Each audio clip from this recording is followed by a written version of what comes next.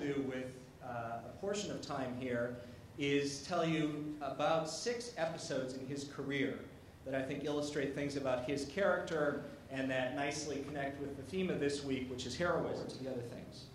Episode 3, the court packing fight.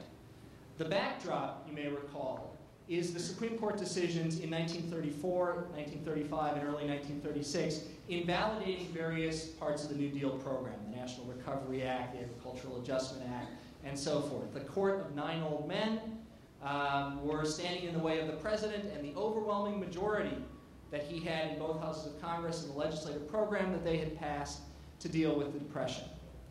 FDR is reelected overwhelmingly in 1936. I Hate War is a campaign speech, you may recall. And in the end, as goes Maine, so goes Vermont. Landon gets 2 states, Roosevelt wins everything else.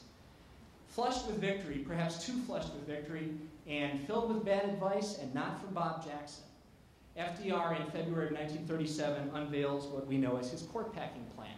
How do you deal with 9 old men? Well, if they won't go away, you dilute them.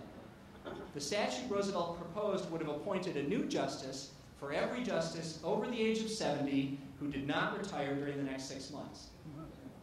Assuming no retirements, that would have enlarged the Supreme Court of 9 to the Supreme Court of 15.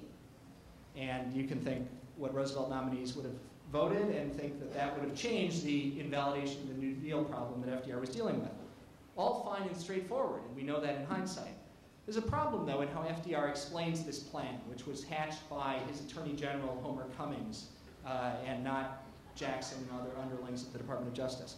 FDR says this plan is only about 2 things. Perish the thought that this is about packing the court, getting more congenial votes on our side of these New Deal constitutional controversies. This is about the health of our most senior and cherished justices.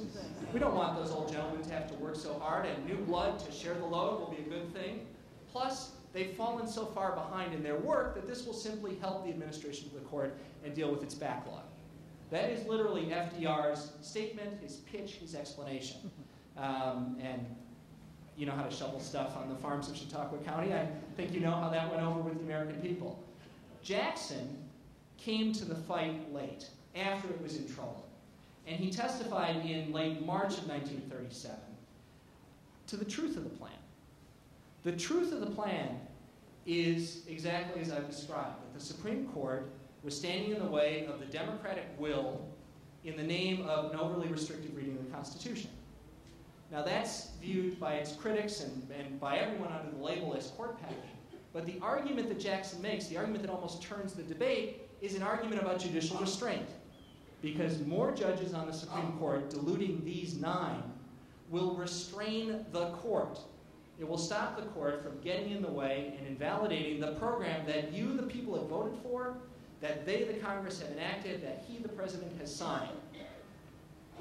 Now that's a theory that looks better and better with every passing year in my view. That the court's place is not to decide the politics of the country. We don't remember that that's what Franklin Roosevelt stood for in the court packing plan, and that Bob Jackson, his aggressive young assistant and advocate, was actually arguing for. They don't win. The plan is pulled in the summer of '37. But deference to the political branches is a value that I think is ingrained in Jackson during this controversy and something that comes to be a key part of his later career.